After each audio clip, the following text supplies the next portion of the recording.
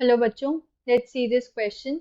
The question says which of the following are appropriate conditions for halogenation, and the options are: first option is high temperature 573 to 773 Kelvin, second option is presence of diffuse light, third option is presence of ultraviolet light, and fourth option is all of the above. So इस question में हमें बताना है appropriate conditions for halogenation reaction. So key concept of this question is की concept क्या होगा? Halogenation reaction. अब ये हेलोजिनेशन क्या होता है? ये इसके अंदर क्या होता है, एक या एक से ज़्यादा जो हमारे पास हाइड्रोजन एटम्स होते हैं एल्केन के, वो रिप्लेस हो जाते हैं corresponding number of halogen atom से. तो जब हम किसी भी एल्केन को ट्रीट करते हैं हेलोजन्स के साथ, पर्टिकुलरली क्लोरीन हो गया या ब्रोमीन हो गया, इधर in presence of ultraviolet light या फिर डिफ्यूज्ड सनलाइट या फिर हम बोल सकते हैं एलिवेटेड टेम्परेचर्स, जैसे कि हाई टेम्परेचर 573 और टू 773 केल्विन, इनके बीच अगर हम ट्रीट करते हैं तो जो हाइड्रोजन एटम्स होते हैं एल्केन्स के, वो सक्सेसिवली रिप्लेस होते हैं हेलोजन एटम से और हमें क्या मिक्सचर मिल जाता है हेलोजिनेटेड एल्केन्स का. इस प्रोसेस को हम हेलोजिनेशन बोलते हैं. सो ऐसे लिख सकते हैं हम, when alkanes are treated with when alkanes are treated with halogens और हेलोजेंस में हम क्या यूज कर रहे हैं, जनरली क्लोरीन या फिर ब्रोमीन जब हम लेते हैं तो क्या होता है हमारे पास, और ट्रीट किस में कर रहे हैं, either in presence of sunlight, either in presence of diffused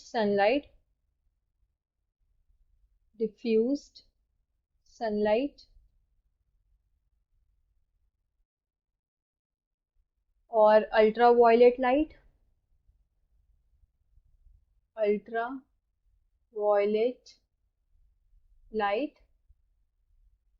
या फिर elevated temperatures और at elevated temperatures, जिन्हें हम हाई टेम्परेचर भी बोल सकते हैं, elevated temperature like 573 to 773 kelvins. तो उस केस में क्या होता है, the hydrogen atoms of alkanes are successively replaced.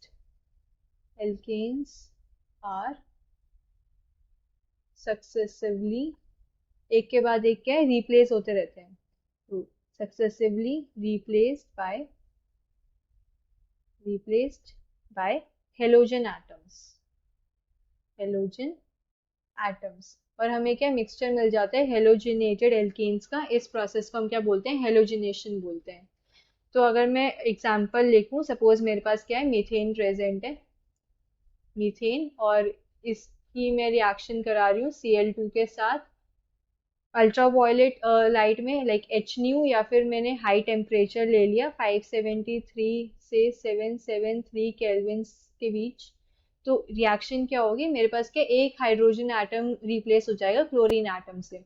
सो मुझे मिलेगा CH3Cl plus HCl.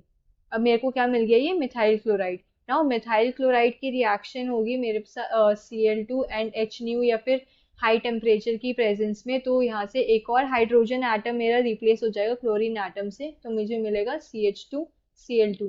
Then again अगर इसकी रिएक्शन होगी क्लोरीन एंड HNu, तो एक और हाइड्रोजन एटम रिप्लेस हो जाएगा क्लोरीन एटम से एंड मुझे मिल जाएगा CHCl3.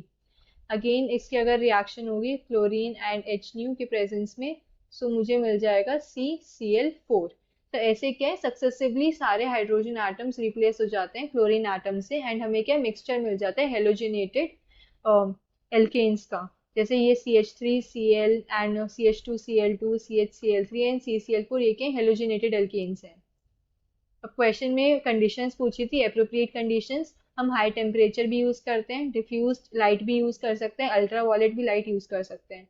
So we can say the final answer is all of the above. Hope you understood this well.